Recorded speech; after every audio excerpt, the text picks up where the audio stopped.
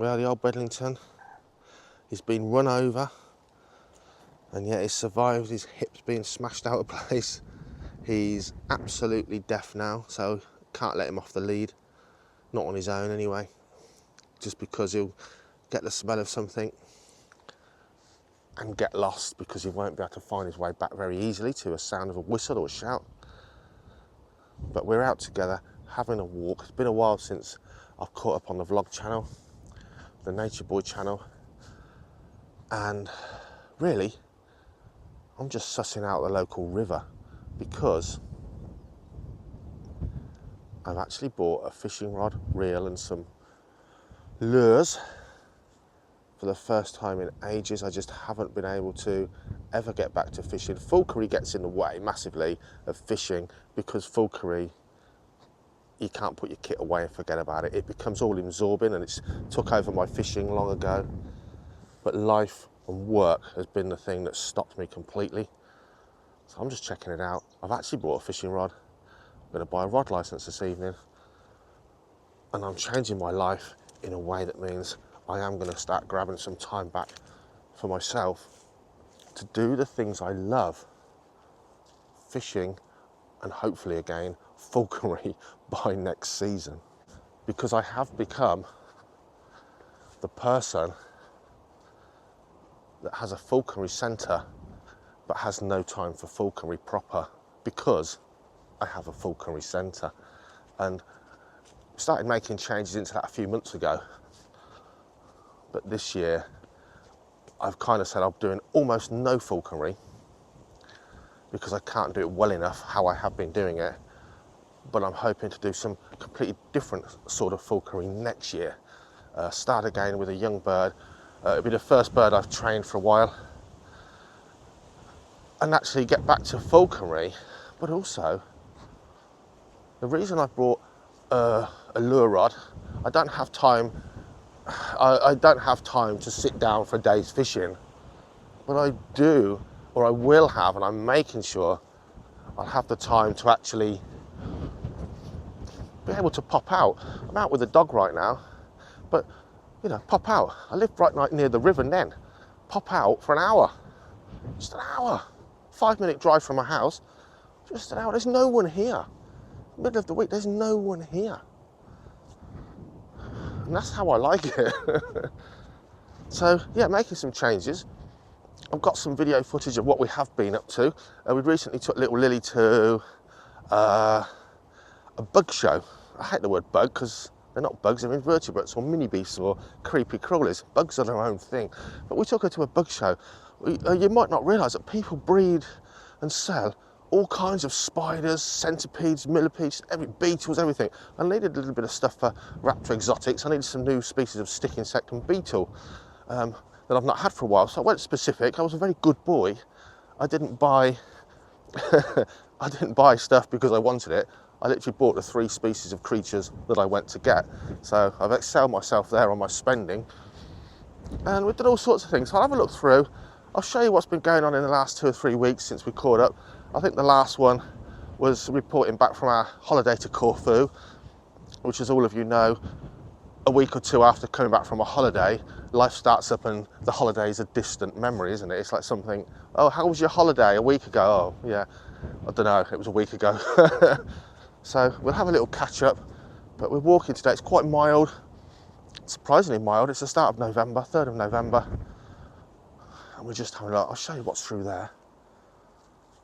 And I'll show you a catch up, what's been going on.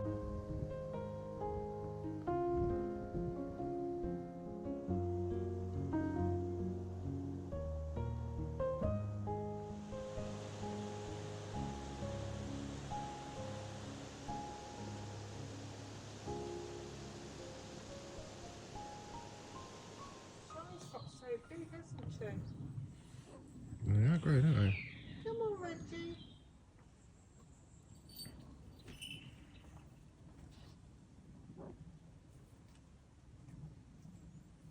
I don't think they're now, are they? Doesn't like sandy carrots. No.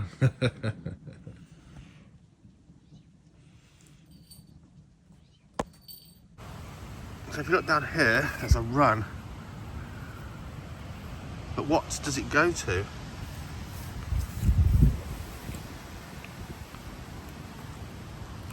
Short-tailed field voles. Oh my god. This is going to be a good year. A very good year. If you're a barn owl or a young kestrel. Looks like we've got a vole year. Look at them. So this is a staple food for kestrels and barn owls in the UK. Wow, that was quick, that one. They're very, very cute. Look at that. They're really friendly. They don't do anything. Whoa! That's funny. And let it go. Oh. Make sure they don't. Oh, hang on, there's still one there. The short-tailed vole.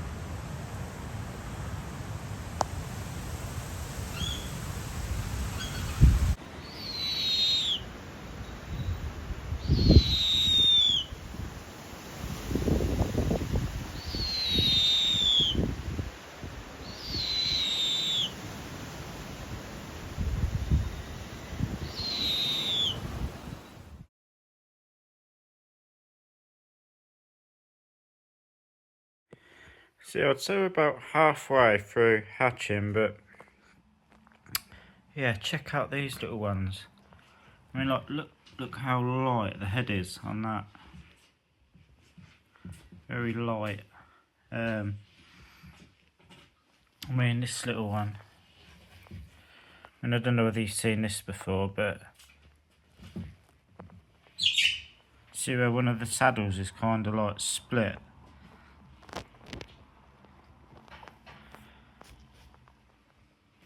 Yeah, really, really happy with these. Look, so about halfway through the eggs.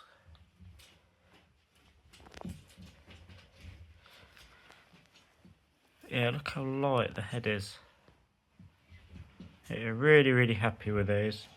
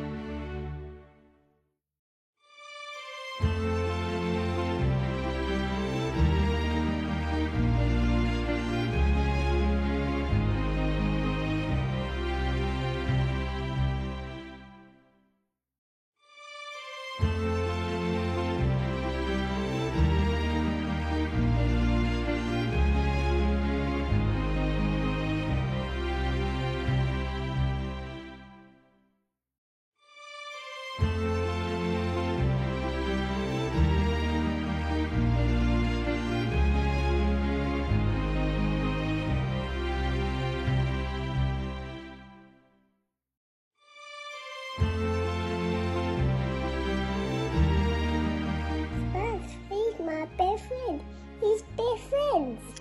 Hold on tight. Hold on tight. We'll get it. Right, if you got hold of that, I don't think we'd actually catch anything. Have you got it? You got it? Both hands, hold on tight. I've got to get the net off. Don't let go, okay? Don't let go. Oh, crumbs. Daddy's not ready. Right, lift it up. Lift it up. That's pulling, isn't it? Hang on.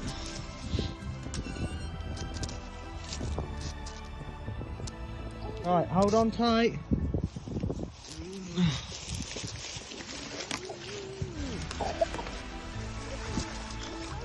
Holding on. That's it, hold on tight. Lift it up. Up, up, up.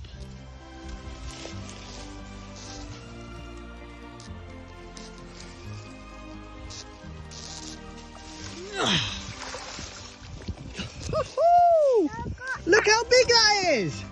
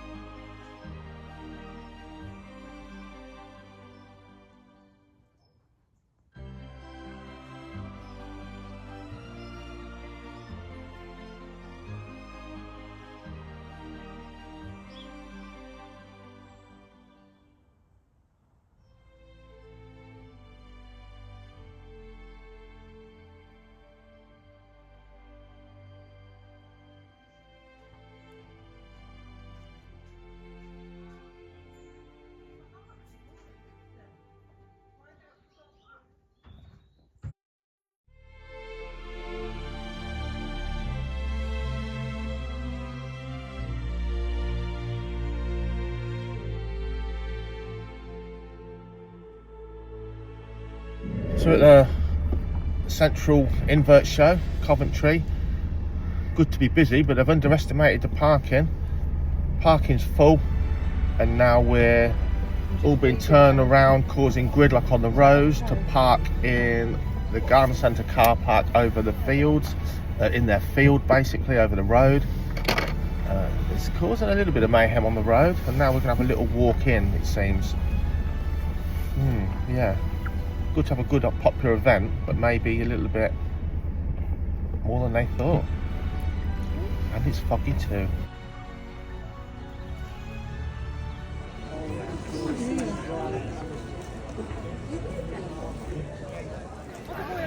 What are we going to see, Lily? Spiders. Spiders. What else? And spiders. What about, are we going to see any stick insects? Six And what about beetles? beetles. Wow. Where are all these people going? What are they going to see? Let's see the beetles. We're in. That's the kids over there. Should we go and see that one, Will? Wow.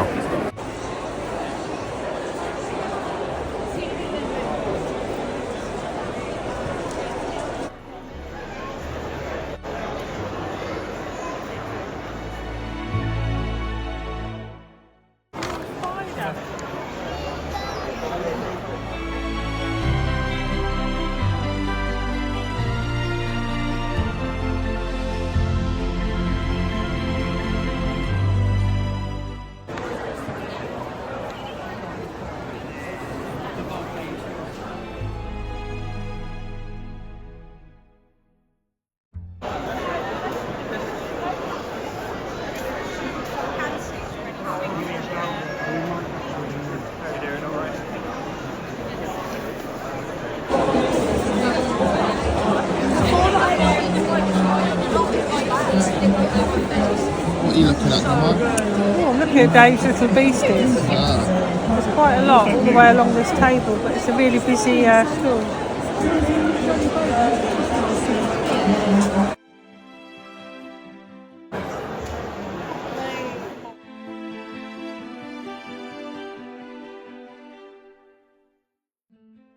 Well, I'll tell him off. Look at Grandma, I'll tell you off. Don't do that, it's scary, Lily. Be quiet. Grandma, I'll tell him off. Got a spoken.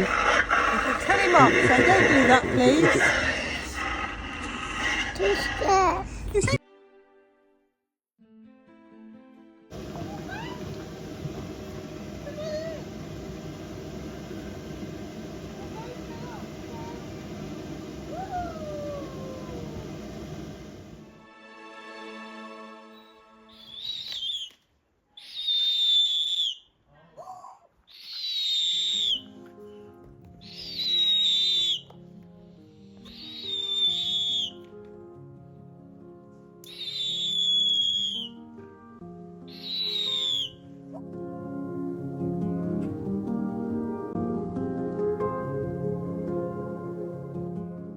So here's the guys, or some of the species we went to that invertebrate show to actually get.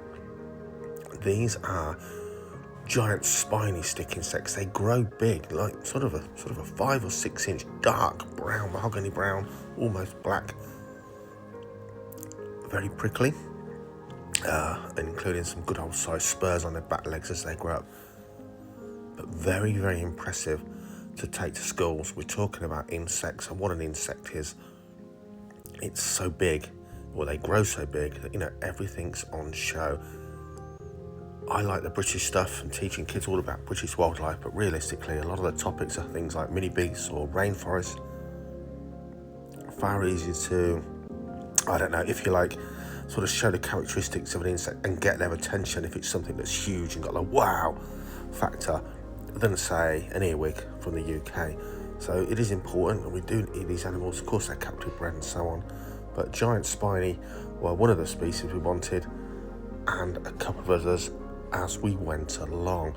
And the other ones I was looking for that I've never actually kept are these giant green bean stick insects. Again, 5 or 6 inches, really smooth and really green. Kind of quite a satisfying on the eye stick insect when they get big. They don't look much different to that.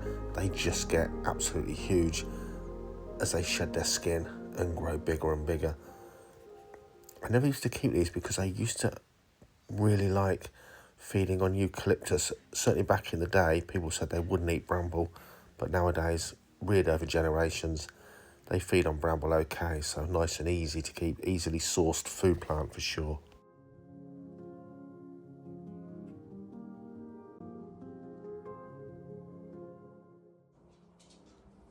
So sort of typical fruit beetle care. I use mostly rotted oak wood, rotted leaves. I prefer to use rotted oak leaves, shredded up, mixed together with a little bit of compost.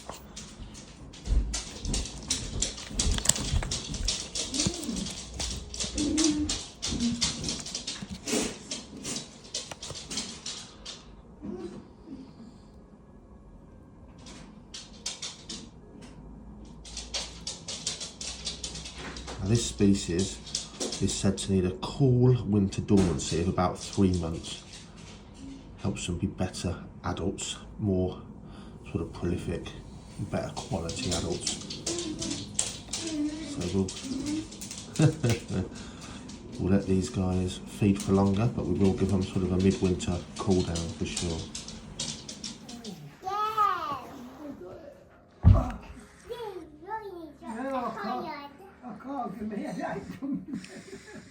Do you want a cup or anything?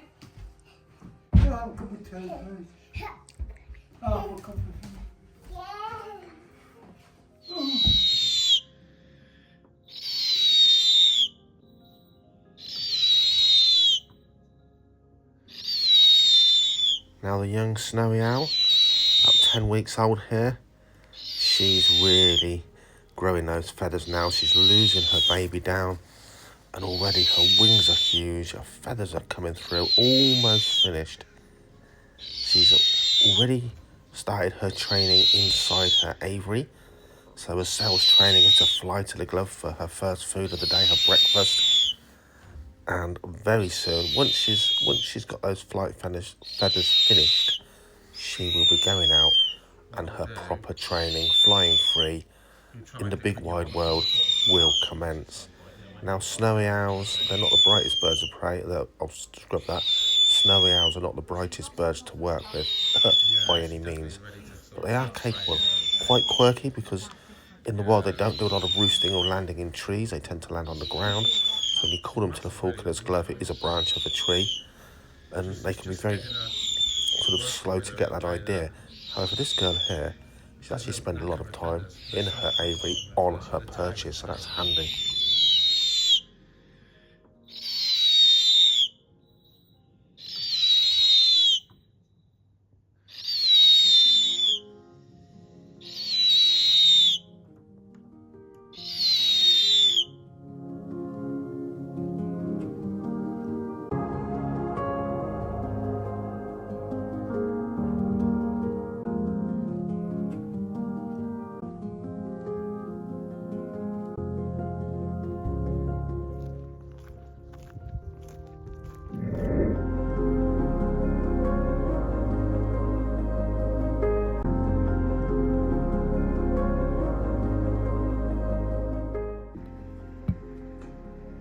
quite popular on some of our talks, certainly when we're looking at different animal groupings, is Slinky the blue-tongued skink. Great character for sure. And that tongue, well, it's not going to stick out now. Brilliant animal, very petable, so great for children to meet this sort of exotic animal because they're very, very calm, very easygoing, lots to talk about, really helps with many of our animal topics, and very often a run up to a snake just to make sure everyone's okay with that reptile-like skin before we move away and meet some kind of snake, something that has no legs at all. Skinks tend to have quite small legs like Slinky here, so he gives that snaky appearance, but of course he's got eyelids, he's got ear openings and so on and so forth. So quite a great animal to help us learn about animals. Go on the website, book your topic, or tell me what your nature-based topic is, and I'll tailor animals to suit you with a talking style to suit all age groups. As many people know, it's a good time of year to breed false water cobras in the autumn here in the northern hemisphere. So cooler nights, cooler days, certainly gets them in the mood. As per last year, I haven't paired these. They've got a 6 foot and 6 foot enclosure, so it's sort of 12 foot, but it's it's blocked up with a heavy water bowl when I want to keep them separate. It is amazing how they do not move that bowl until this time of year when they're really, really fruity. One of them always seems to manage it. So I haven't paired them, they've paired themselves.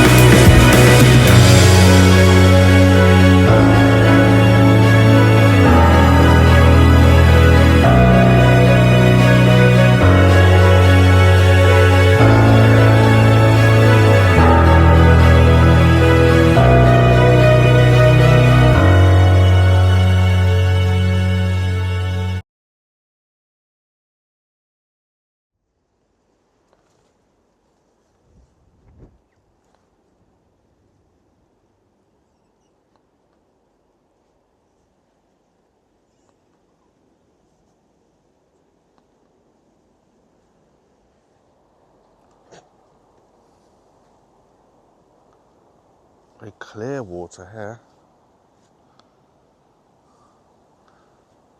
If you're lure fishing for pike, very much a visual water. I don't know who owns the fishing rights to this. I can find out quite easily, but yeah, tempting for a cast, I'm sure. But for me, I'll happily, we're not, in here, there's a chance of some very big pike. Over in the river, there is some of those 30 pounders come out of here over the years, but I've long since gone away. I spent my childhood wanting to catch a pike over 20 pounds, and in my early 20s I finally did on a red letter day with a friend. But you know, I'm happy to put on the tiniest lure and catch the tiniest perch, the tiniest pike, or the tiniest sander. They're all equally as beautiful. I'm not a boy anymore. That great white hunter, that hunting gene in a lot of us, when we're young boys, we just want a lot or the biggest. A 2-inch pike, which I used to keep in aquariums, is an exquisitely beautiful thing, just as much as a 30-pound pike is a magnificent creature. It's just the art of angling and the success of seeing a glimmer, literally, of what lies beneath that most Joe public don't even know. They don't even know what a stickleback is anymore. That's what angling is for most of us. It's seeing what lies beneath and beholding it. Those gems, those aquatic gems, just for a moment. Not to eat them, believe it or not. We just let them go. Now, if there's one thing I can't stand, it's walking a dog on the lead. Just like seeing people that are being dragged along by their dogs who daren't let their dogs off the lead. I think that's quite a travesty, but you know, a dog should walk pretty much to heel if you tell it to, and it should come back as soon as you call it or whistle it. And just like my birds of prey, you know, you want to see them wild and free for a bit, enjoying doing what they do. I don't mean I don't put them on a lead when I'm asked to do so, or somewhere they need to be on a lead. I'm not an arrogant person, but this guy has to be on a lead now. He's old now. I don't know how old he is. He's probably 8, not ancient, but he's very, very deaf, and it's really impacted this working dog's ability to be just let off in a sort of a strange place, if you like. But better for him to be on the lead than not go out at all, that's for sure. But I do like to see a dog working, and working well on the whistle. Within falconry, if you see people working their pointers and their setters on a whistle, hand signals, and they've trained them well and the dogs are good, it is a beautiful art to watch. In fact, some falconers end up working dogs, and they end up packing in the falconry to work dogs for the falconers. They get so absorbed in their working dogs. And by the way, guys, in a dull grey winter in the UK, there's still beauty. It's been one of the most terrific mast years for many, many years here in the UK. It's 2025, and the fruit production and the nut and seed production in the countryside and in orchards has been out of this world. Anyone for some sloe gin? As I've got older, I'm a sort of a May in the UK person. The life coming back on song, flora and fauna, but even in winter, there's a lot of beauty out there. And one of the beauties I love about fishing and falconry is the solace. I do love a bit of time. I love time with a dog or a hawk, but the countryside experienced alone, you just disturb less, so you see more. Because if you're not talking to your phone, you're not really talking at all. You just calmer, quieter being in the countryside when you're on your own. Of course, the downside is I might see something amazing, maybe just a kingfisher flit along the river, a rare bird, a reptile maybe in the spring, an unusual butterfly for the area. And the trouble then being on your own is moments like that are best shared, for me, probably with my wife, someone you love. But that is the thing, sharing amazing moments, it doubles the memory for sure. Part of the why this channel, this sort of vlog channel, Nature Boy, I do constantly contribute, because I realise a lot of people don't make the time, have the time or the ability to necessarily get out in the countryside, work with birds of prey, keep exotic reptiles, and it's just my desire to share those things with you guys.